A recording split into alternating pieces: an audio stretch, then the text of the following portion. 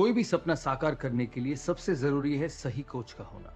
चुनिए education rise को और करे अपने board class 10th and 12th का सपना साकार। Download the app now. जो हमारे सिलेबस में छंद हैं, जैसे गीति का छंद है, हरि गीति का छंद है, जितने भी हैं वो सारे एक एक करके हम पढ़ने वाले हैं। तो जो पिछली चीजें पढ़ी थी ना वो भी इंपॉर्टेंट है, क्योंकि उसमें से कई बार प्रश्न पूछे जाते हैं और जिस तरीके से प्रश्न पूछे जाते हैं वो सारी चीजें मैं क्लियर कर चुका हूं। अब हम यहाँ पे देखने वाले हैं कक्षा 12 की हिंदी साहित्य का जो छंद है, उसमें पहला है गीति का छंद। तो गीति, अब परीक्षा में ये प्रश्न आ सकता है कि गीति का छंद की परिभाषा सहित उदाहरण दीजिए, या प्रश्न आ सकता है कि गीति का छंद किसे कहते हैं, उदाहरण दीजिए। या फिर कोई पंक्तियां दी हुई होगी, उसमें आपको ये पूछा जाएगा निम्नलिखित पंक्तियां किस छंद की हैं। तो प्रश्न कैसे भी बन सकता है। आपने अगर इसे ढंग से समझ लिया, अच्छी तरह से समझ लिया बच्चों, तो आपको कोई डिफिकल्टी नहीं होगी और आप आसानी से अपना काम जो है वो एग्जाम में कंप्लीट करके आ जाएंगे। तो देखो कि जो गीति का छंद होता है बच्चों, ये गीति का छंद हमने आपको याद होगा पढ़ा था मात्रिक छंद और वर्णिक छंद।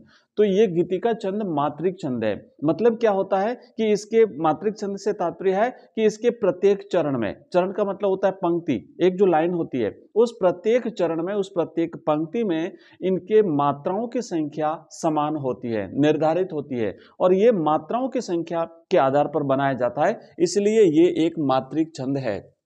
अच्छा, दूसरा मात्रिक छंद में भी फिर हमने देखा था उसके उपविभाग करते हैं तो तीन प्रकार के होते हैं, एक सममात्रिक होता है, एक अर्ध सममात्रिक होता है और एक विषम मात्रिक होता है। तो ये जो गीति का छंद है ये एक सममात्रिक छंद है। सममात्रिक छंद क्यों है? क्योंकि इसके चारों चरणों में मात्राओं की संख्या समान होती है, हमने आगे लिखा है, तो इसलिए ये एक सममात्रिक छंद है। और फिर इसके चरण कितने होते हैं? तो इसके 4 चरण होते हैं। ये गीति का छंद किसे कहते हैं? तो अगर प्रश्न पूछा जाता है तो आपको ये सारी चीजें लिखनी है कि भाई गीति का छंद एक सममात्रिक छंद है, इसके 4 चरण होते हैं, प्रत्येक चरण में 26-26 मात्राएं होती है।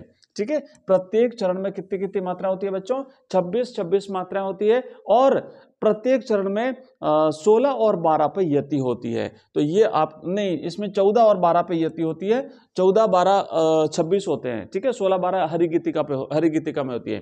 तो 14 और 12 मात्राओं पर इसमें यति होती है, और अंत में, इसके अंत में लघु और गुरु आता है। अब ये कैसे कैसे आता है मैं भी यहाँ पे उदाहरण हम देखेंगे तो क्लियर समझा दूंगा।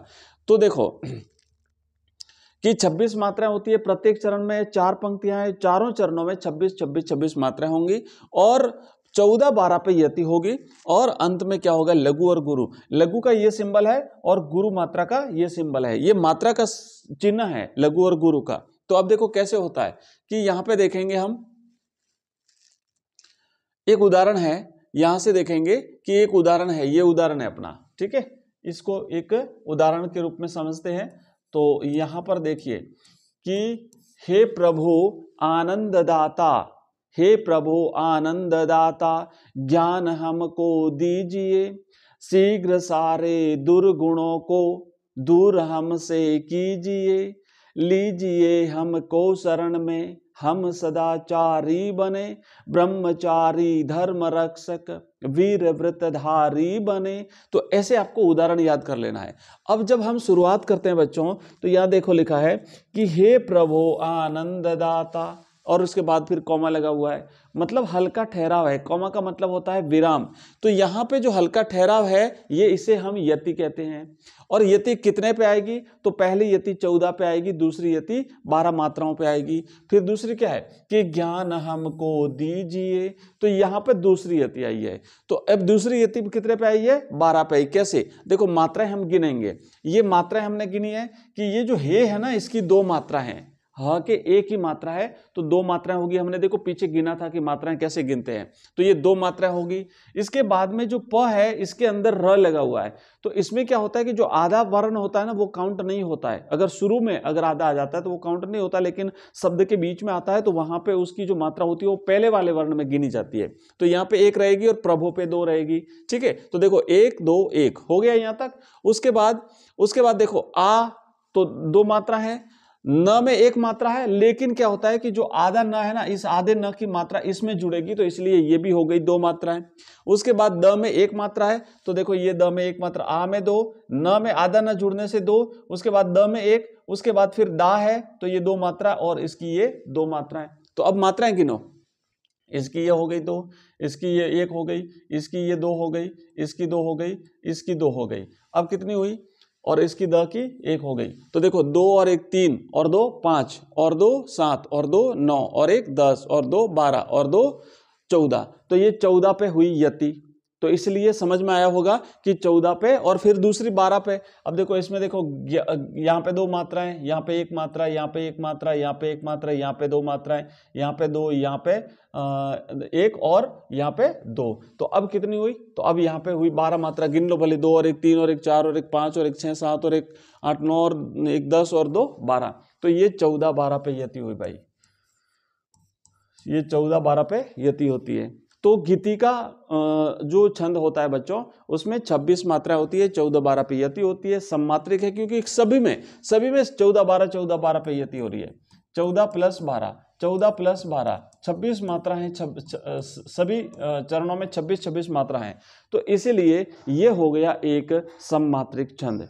तो गीति का एक बार फिर से रिपीट कर देता हूं, गीति का एक सम्मात्रिक छंद है। इसके 4 चरण होते हैं, प्रत्येक चरण में 26 मात्राएं होती है। वहां पे उसमें 26 मात्राएं जो होती है उसमें 14 और 12 पे यति होती है। और अंत में देखो एक बात और थी कि अंत में लघु और गुरु आता है, प्रत्येक चरण में ऐसा ही होगा। तो यहाँ पे देखो अंत में ये अंतिम ये है, तो अंत में एक लघु है और एक गुरु है, मतलब लघु मात्रा और गुरु मात्रा। इस पंक्ति में भी देख लो, ये दूसरी पंक्ति है कि शीघ्र सारे दुर्गुणों को दूर हमसे कीजिए।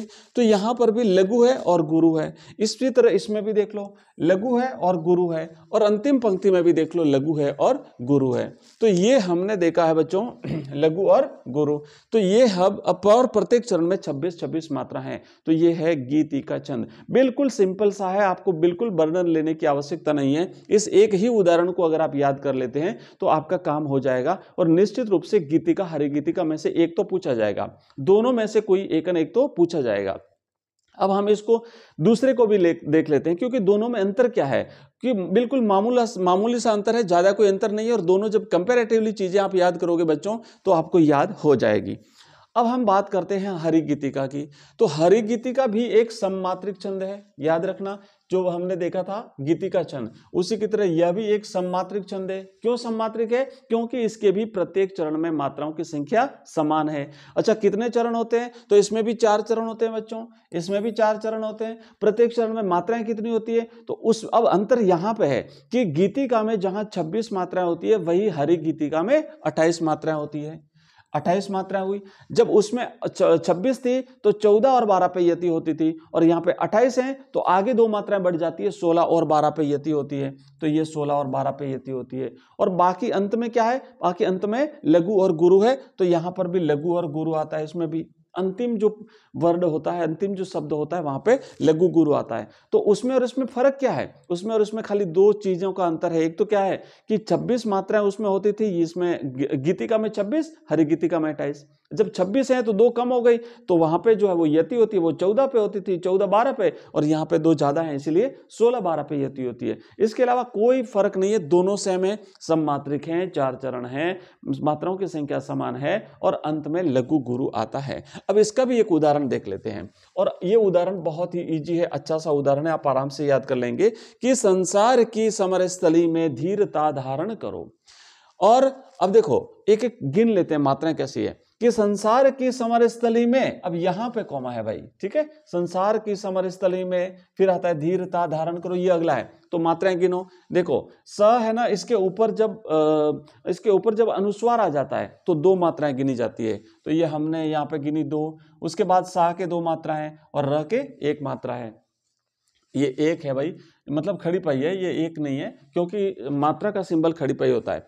ये हो गया। अच्छा, इसकी की है तो 2 मात्राएं, स 1, म 1, र 1, और उसके बाद थ की 1 मात्रा और ले की 2 मात्रा, मैं की 2 मात्रा है। तो अब गिनो, 2 और 2 4 और 1 5 और 2 7 और 1 8 9 10 11 12 13 14 15, यहाँ पे 2 मात्राएं भाई। ये जो है ना समरस्थली, यहाँ पे दो मात्राएं, क्योंकि ये जो आदर्श सा है ना, यहाँ पे दो मात्रा है, यहाँ पे दो मात्रा है और ये एक है, तो ये र के साथ में जो आदर्श स जुड़ा तो यहाँ पे दो मात्राएं होगी और थ की एक मात्रा होगी। अब देखो 2 और 2 4 और 1 5 और 6 7 और 1 8 और 1 9 10 11 और 1 12 13 14 15 16। अब ये 16 हो गए। इधर देखो 2 और 1 3 और 1 4 5 और 2 7 और 1 8 9 10 11 12, तो 16 12 पे यति हो गई। ऐसा प्रत्येक चरण में होगा, ऐसा प्रत्येक पंक्ति में होगा और प्रत्येक पंक्ति में 28 28 मात्रा है, सभी में 28 28 मात्राएं। आप लोग इसे गिन लीजिएगा और उदाहरण अच्छा सा याद कर लीजिए कि संसार की समरस्थली में धीरता धारण करो, चलते हुए निज इष्ट पथ पर संकटों से मत डरो। आगे क्या लिखा है कि जीते हुए भी मृतक सम रहकर केवल मृतक सम रहकर न केवल दिन भरो, वर वीर बनकर आप अपनी विंग न बाधाएं हरो। तो ये था उदाहरण हरि गीतिका का। तो मैं ये आशा कर सकता हूं बच्चों कि गीतिका और हरि गीतिका दोनों छंद आपने बहुत अच्छी तरह से याद कर लिए होंगे। उदाहरण जरूर आपको याद नहीं हुए होंगे, बट अगर आप लगातार अभ्यास करेंगे, लगातार अगर आप कोशिश करेंगे तो निश्चित रूप से आप दोनों जो छंद हैं वो याद कर लेंगे। बाकी के जो छंद हैं बच्चों वो अपन नेक्स्ट क्लास में पढ़ेंगे।